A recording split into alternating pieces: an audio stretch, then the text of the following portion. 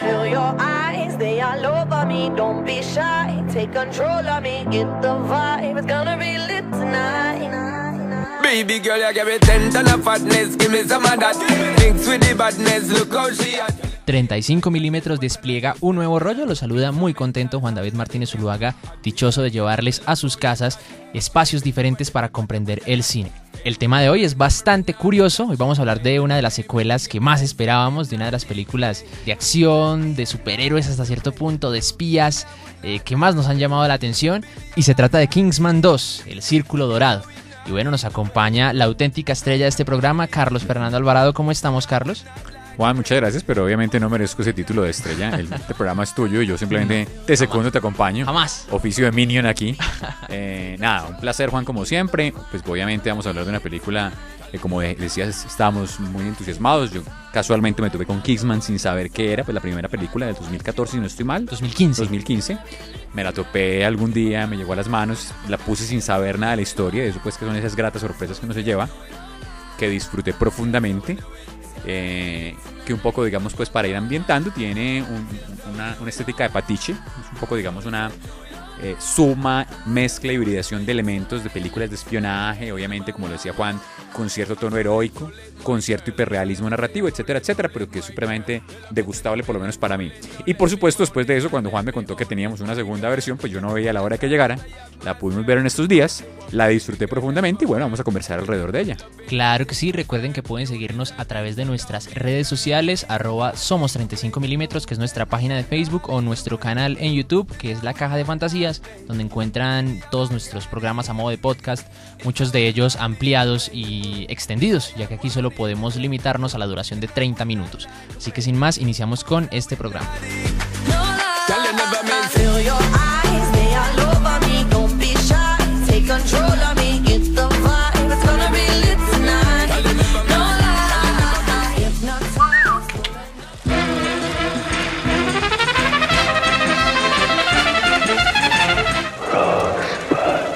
I am your father. This is Sparta! You shall not pass! Expecto Patronum! You're gonna need a bigger boat. Bond. James Bond. English, motherfucker! Do you speak it? ¡Tú eres un juguete! 35 milímetros.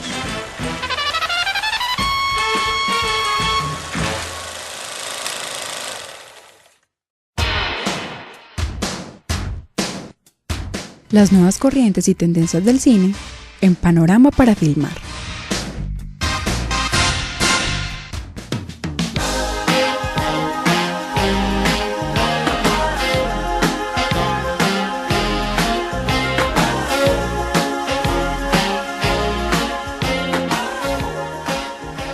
Y bueno, antes de irnos con el plato principal, como siempre, una sección previa. Hoy tenemos un pequeño debate en el que yo quisiera discutir o en el que quisiera lanzar esta pregunta al aire. Carlos, ¿vos crees que las películas envejecen? Que muchas veces uno encuentra este tipo de comentarios en algunas críticas, en algunos análisis, y teniendo en cuenta que pues como obras artísticas están ahí, o sea, no cambian, son imperecederas, a menos pues que el propio director decida retocarlas con el tiempo. ¿Vos crees que estas películas envejecen? Mucha gente dice, no, yo ya no veo tal película porque se nota que ha envejecido muy mal, que tiene tal cosa, que tiene tal otra, ya no la disfruto como antes. ¿Vos qué crees que sea esto? Interesante el caso, Juan. Yo nunca lo he pensado en el cine como con calma, pero sí lo he pensado con el tema de los automóviles, que es una de las cosas que me gustan, y es que digamos que se aplica la misma expresión, ¿sí? O sea, cómo envejecen bien o mal los autos, es decir, o sea, cómo les pasa el tiempo. Y efectivamente yo creo que ahí sí se nota que hay autos que envejecen y otros que no. ¿En qué sentido? Por lo menos, pues eso es pura construcción aquí especulativa, y es que son autos que todavía cuando uno los vuelve a encontrar siguen teniendo el brillo, el encanto, enamoran igual a pesar de los años. Entonces uno piensa desde un Mercedes alas de gaviota hasta un Dino Ferrari, o quizás un carro pequeño más comercial como un Mini Cooper, y envejecen bien. Pero hay carros que uno los ve y se ven viejos, o sea, se ven que les han pasado los años mal, se ven anacrónicos, se ven que si salen a la calle no encantan. Entonces, partiendo de eso, no sé si se puede aplicar como para el tema del cine. De hecho, o sea, me parece un símil muy bonito sí. y siento que sí tiene cierta que lógica. podría funcionar. Hay películas que uno vuelve a encontrarse y siguen cautivando, encantando, sentirse, pero eso es un asunto pues como de percepciones, brillo. Pero hay películas otras que las ve uno, las siente como anacrónicas, como que se quedan atrás, desgastadas. Podría ser, pero estoy pensando no en el tema de que se les haga una intervención técnica al producto, es decir, no es que sean remasterizadas.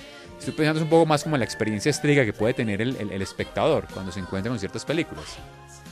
Entonces pues, estaba pensando aquí muy rápidamente que las veces que he vuelto a ver Volver al Futuro después de los años, siempre me parece una película que está muy viva, muy Vigente. fresca, muy vigente, sí, a pesar de que ya tiene más de 3 decenios.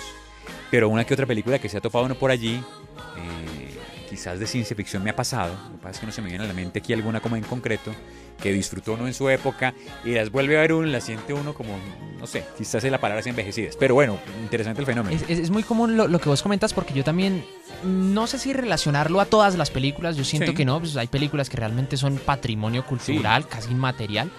Entonces sí se me haría curioso, pero de pronto con algunas películas, de pronto de los 90 hacia acá, que ya comenzamos a mirar la evolución de los efectos visuales, cuando estamos hablando de cómo de lo más físico pasábamos a lo más digital, de pronto sí decir, venga, estos efectos en su momento se veían bien, hoy en día se ven crudos, se ven feos. De pronto, no sé, hablar de lo que hablamos hacía unos días, de los efectos del Templo de la Perdición, Sí, por ejemplo. de Indiana Jones, de esa pantalla verde ya tan primitiva hoy en día, que se siente... Se alcanzan a ver los cromas, los Claro. elementos ahí. De pronto, pues por ahí, por el lado de los efectos visuales, no sé, quién sabe. En su momento Transformers para nosotros fue el acabose. Puede que dentro de 20 años sea que es esto tan evidente. Sí. Uno diría pues que efectivamente podría incluso con la hipótesis que tienes es también pensar por ejemplo en los géneros, en los géneros cinematográficos de géneros ya como en desuso y entonces los ve uno, por ejemplo con los westerns se siente la diferencia de los westerns más crepusculares que son un poco más cercanos, unos westerns de los 60 o los 70 en que por ejemplo incluso se me viene aquí a la mente que eso lo parodian en Volver al Futuro ya que la mencionamos, que las vestimentas etcétera, el modo de recreación se van viendo un poco artificiales, entonces se ven envejecidas. Entonces quizás como las percepciones o los modos de mirar cambian y pueden hacer que el producto sea diferente. Pero la verdad es que yo nunca he utilizado como ese juego del Sí, a mí lenguaje también con me el parece cine. como que no sé qué tan bien aplique. De pronto pueden que empiecen a delatar más su materialidad, ¿no? Lo que vos decías, que empiezan a denotar ese andamiaje que no debería verse o que no se vio en su momento. Exacto. Pero sí, de ahí a decir que están completamente envejecidas, ay, no. Yo digo que eso para el arte puede que no funcione tan bien, funcione sí. así. But they don't tell it all. Not how love is crying, just like they're dying.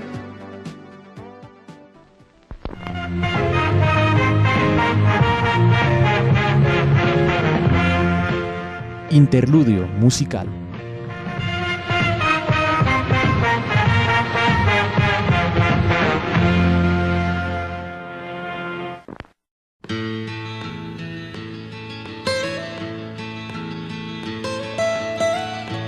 Almost heaven, West Virginia, Blue Ridge Mountain. Y ya en nuestra sección de interludio musical, hoy tenemos la canción de John Denver, Take Me Home, Country Roads, que pudimos escuchar como un tema bastante principal, como un tema bastante importante en la película de Kingsman 2. Esta canción también la hemos podido escuchar en otro tipo de películas, por ejemplo la que más recuerdo es Susurros del Corazón, de 1995, Estudio Ghibli, película bastante bella, muy buena, así que completamente recomendada. Y también la escuchamos este año en Alien Covenant, solo que bajo una tonada un poquito más siniestra, más decadente. Y bueno, no escuchemos pues Take Me Home Country Road de John Denver. All my memories gather round her, miner's lady,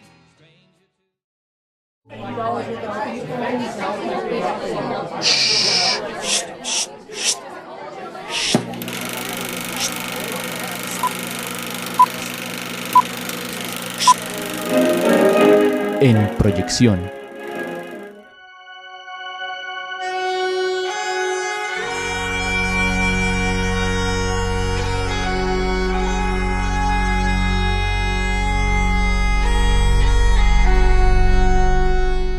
Y bueno, ya volvimos de esta pausa Hoy hablamos de Kingsman 2, El Círculo Dorado. Carlos, ¿qué? Coméntanos. Sabemos que Matthew aún repite en la dirección y los actores principales también de la primera vuelven, como Taron Egerton y por supuesto Colin Firth. Y bueno, también tenemos otras incorporaciones como Channing Tatum, Halle Berry, Julianne Moore, Jeff Bridges. por supuesto. Pues Juan, ¿qué veo yo allí como en la película? Yo la disfruté mucho, o sea, como comentamos hace un rato, digamos que siento que es una secuela que continúa en la misma línea narrativa de la primera película. Personalmente pues siento que si bien hay pues obviamente otra historia, una historia de regreso, de construcción, pues no es muy novedosa respecto un poco a la estructura de los personajes de la primera parte. Si bien pues hay unas situaciones complejas, pero estamos de nuevo otra vez frente a unos espías de alta costura. De hecho pues digamos una de las cosas que se hiperbolizan un poco en la historia, exhibirlos además pues como personajes casi que de prêt-à-porter. Y que efectivamente eso pues digamos les hace un parte de encantos y digamos aquí pues hacen unos juegos como de ampliar ese universo, de hacer relaciones que a mí me gusta bastante. Imagino que posiblemente algunos críticos pues no queden satisfechos porque casi siempre esperan completa novedad en las secuelas. Creo que esta película no la ofrece por completo, cierto. Sí, pero para mí es una película más que satisfactoria, supremamente entretenida.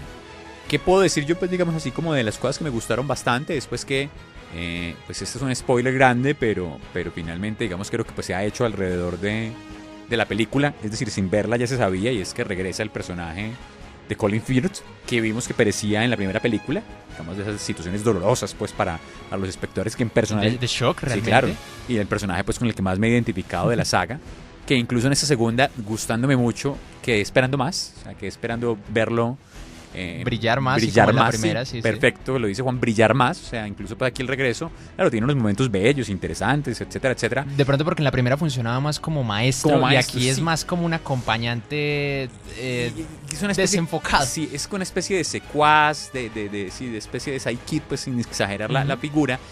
Quizás fue lo que a mí personalmente no. Obviamente uno entiende la narrativa, está más concentrada en el protagonista, pero que pues digamos que por en los éxito, sí, en éxito que por los efectos, pues digamos que quedo esperando un poco más.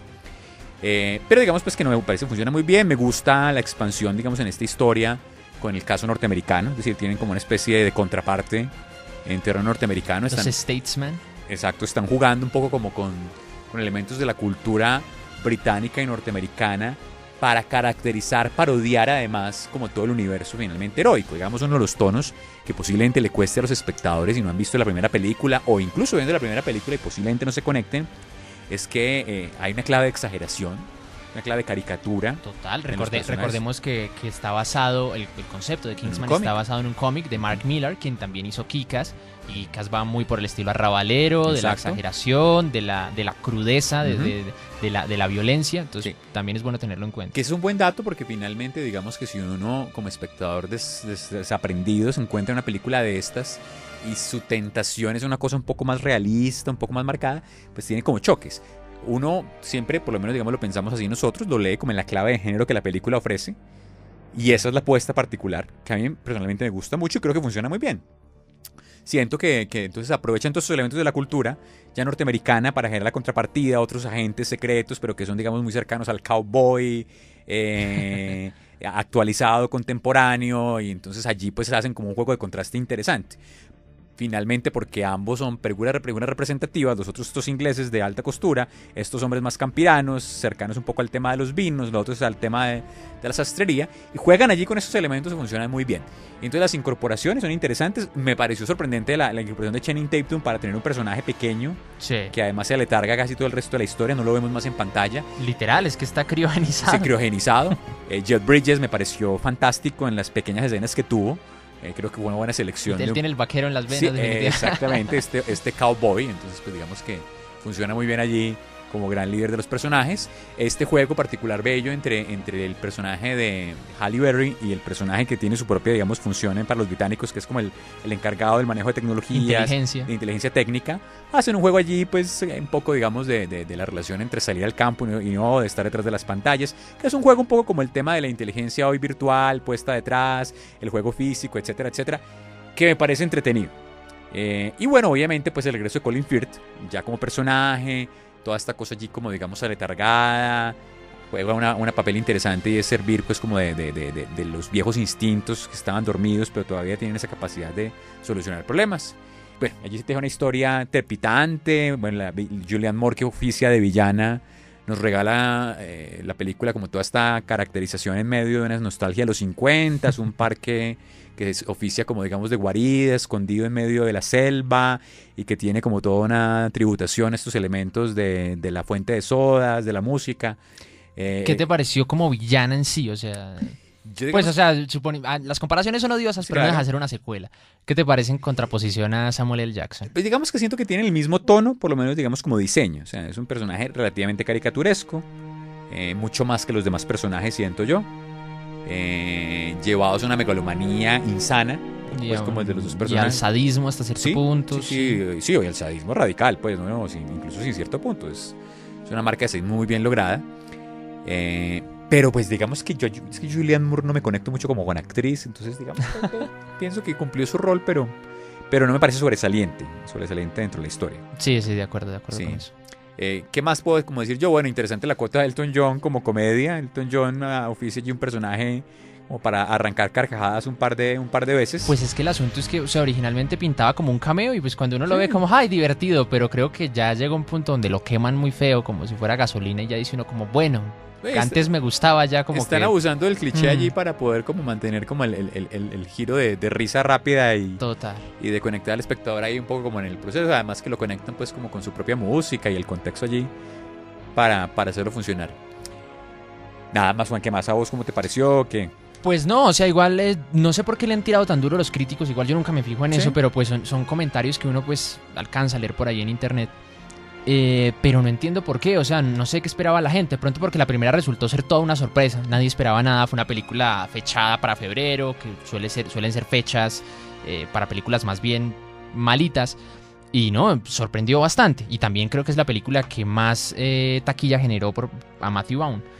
Entonces de pronto la gente esperaba muchísimo más en muchísimas cantidades. Y digamos que no sé, siento que hasta cierto punto sí cae viendo. Igual sigue siendo igual de exagerada, sigue siendo igual de desgarbada en muchísimos sentidos.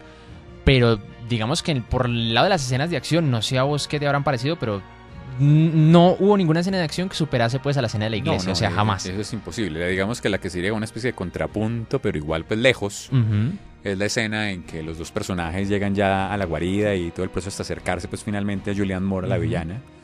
Que pues, digamos como todos sus secuaces, los perros robóticos, etcétera, etcétera. Esa sería, digamos, la secuencia, entre comillas, que oficiaría como contrapunto. Pero no tiene pues el nivel nunca, ni siquiera cercano. De agresividad pues, en el movimiento de la cámara, en tantos elementos. ¿No? De pronto pues un poco, yo me iría más por la pelea del inicio. En el taxi, en el carrito negro. Es una secuencia diferente, pero esa secuencia me gustó mucho también, claro, para contarle a los que no han visto. Fíjense muy bien en la secuencia inicial. Es una secuencia, además arranca con vertiginosidad, o sea, no dan un respiro, es prácticamente el primer fotograma.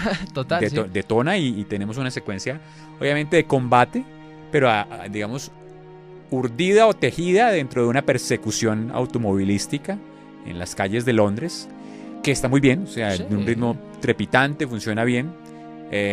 Sino que me decantaba más por la otra, por lo menos como el tema del combate cuerpo a cuerpo y como exponer las cualidades de los personajes. Bueno, alguien dirá pues que finalmente la otra situación estaba el personaje en la iglesia de la escena desenfadado por bueno, toda sí, es la cierto, historia. Estaba en un modo pues como berserk en plan de muerte, de destrucción, de no tener conciencia de lo que estaba haciendo, de pronto es por eso. Pero tienes razón, Juan, es decir, obviamente la primera sí supera ese goce pues sensual visual del combate, si no se alcanza acá. Y el morbo también, pues, porque igual uno la ve también por sus pequeñas cuotas de morbo. Claro. Siento que aquí, a pesar de que tienen los elementos, ¿no? Realmente no los veo pues como hasta ese punto que alcanzó la primera. De elaboración de la primera, posiblemente no. Y bueno, pues ya como tal, o sea, la propuesta de la secuela, yo diría que tiene los mismos problemas que tienen otro tipo de películas, o sea, las secuelas no planeadas. Entonces empiezan a aparecer elementos que supuestamente siempre habían estado ahí, pero que, oh sorpresa, nunca los habíamos visto. Como el cuento pues aquí del gel, el gel que sirve para, digamos que cerrar y suturar heridas de bala muy específicas, que eso es lo que permite que cierto personaje se reincorpore, ciertos personajes, porque ya lo empiezan, nos damos cuenta que lo empiezan a reutilizar con bastante, no gratuidad, pero sí con constancia al menos. Entonces, bueno, digamos que por ese sentido sí empieza a decir uno, bueno, este detalle porque no lo habían explicado antes, si hubiera sido interesante. Lo mismo de ciertas armas, ciertos elementos, como te digo, típico de películas que a las que no se pensó que llegaran a tener secuela. Y cuando llegó el punto, no, pues necesitamos algo que conecte o un elemento o un plot, o sea, un elemento pues que haga que el plot avance, que el argumento avance. Entonces, bueno, digamos que esas serían pues como mis mayores quejas en ese sentido. Pero pues por lo demás no, pues, ¿qué más le puede pedir uno a esta película? Es exagerada, es divertida, tiene sus elementos ilógicos, pero pues la primera tampoco es que fuera la mata de la lógica, entonces...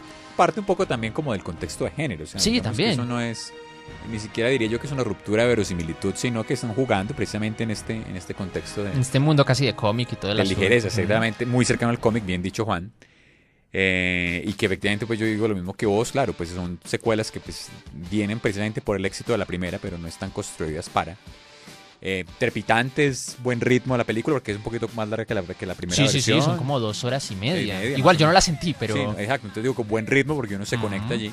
Yo diría que efectivamente un espectador obviamente desconectado que llega a cine y escoja por cartelera entremos a ver una película de espionaje, pues... De hecho, había una chica sentada al lado de nosotros que también estaba un poquito desconectada. Yo creo que sí. No, y uno ve que la gente como que no todo el mundo se conecta. Posiblemente una de las razones pues porque la gente se retire. Eso siento yo que pasa muchas veces con esas películas que tienen unas propuestas, no digamos pues tan novedosas, porque el problema no es la novedad, sino tan específicas, pero que para la, digamos, oferta por lo menos de publicidad, la manera en que haces circular la información para invitar a la gente a salas, tienden a quedar dentro del imaginario clasificadas como dentro de un género. Entonces se va uno con una hipótesis de género equivocada.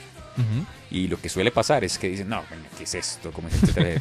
Que ahí sí siente uno ya que es un poco injusto con la propuesta. O sea, uno califica la propuesta en su misma dimensión, más allá de la expectativa del espectador. Pues, si uno está esperando finalmente una película de espionaje de más seriedad, pues esta no es la película que debes ver. Pero si uno está en este juego de patiche, un poco quiche, de burlarse un poco de esos elementos y te gusta y te diviertes y la estética de cómic está presente, pues hombre, creo que es una buena película para ver. A mí me encantan las referencias, pues a mí se me escapan, yo no soy bueno para captar, pero hay todo el universo finalmente de los grandes espías que han hecho parte de la cultura mediática, pues. Pero vos notaste el Aston Martin, ¿no? Sí, bueno, el Aston Martin sí, ese sí lo tengo muy marcado porque finalmente es el auto de Bond. Pero bueno, imagino que está cargada de más referencias, entonces es divertido, ¿no? Y no dejo de encantarme porque a mí me sedujo mucho una sencilla referencia de la primera, pues esta calle es el nombre del pequeño perrito que tiene Exy, JB, y que le preguntan que si es por James Bond o que si es por Jason Bourne, y él dice que ninguno de los dos, que es por Jack Bauer, que Jack Bauer pues lo recordaremos de la serie 24, Kiefer Sutherland. A mí me encanta el detalle de JB. Ese juego además de la misma manera como que parodia el mismo ejercicio de la parodia. O sea, JB tendría que ser James Bond, pero bueno, nos parodiamos que el espía que seduce a un chico mucho más joven no es ni James Bond, ni siquiera Jason Bourne, sino un personaje como Jack Bauer, que es televisivo. Y más de un medio que muchos consideran como sucedáneo del cine. Claro, exactamente. También eso habla mucho también de él. Que es la televisión, exactamente. Bueno, y ya para ir acabando, ahí yo te quería preguntar, sí, sabemos que está todo esto en modo de parodia, pero vos qué pensás de ese tema medio serio que intenta tocar la película? Que igual yo para ser sincero, yo tampoco es que le haya puesto mucho cuidado, estaba más pendiente de otros elementos, del desarrollo de personajes, del conflicto dramático que pues podrían llegar a tener, de las batallas, por ejemplo. Pero todo ese cuento de la droga y de ese asunto, ¿qué? ¿Vos qué pensás? ¿Tiene cabida? ¿No? Yo como que hasta cierto punto no sé qué pensar, o sea, como que lo miro en perspectiva y como que se las quiere dar de muy trascendental, pero se queda ahí, no sé. Pues digamos que a mí me parece curioso para la trama. O sea, un asunto allí pues como de juego para la trama. Sin profundidad, pues digamos, si uno está en plan más mamerto de pensar los alcances de las discusiones, pues no los tiene. No creo que se lo propusieran tampoco, ni que los tengan. Solo que digamos pues que juega allí como una hipótesis interesante y es el tema de legalización de las drogas como una posible solución al problema.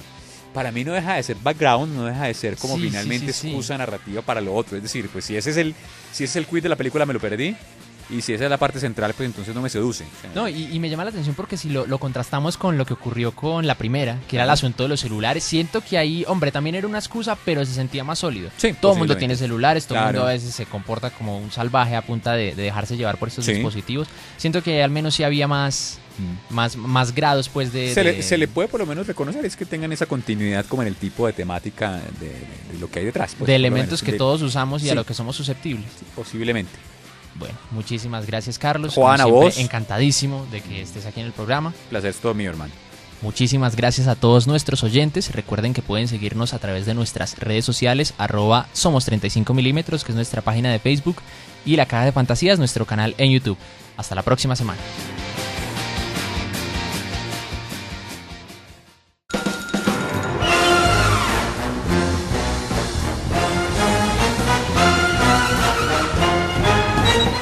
Acabas de escuchar 35 milímetros, una idea original de Carlos Fernando Alvarado y Juan David Martínez.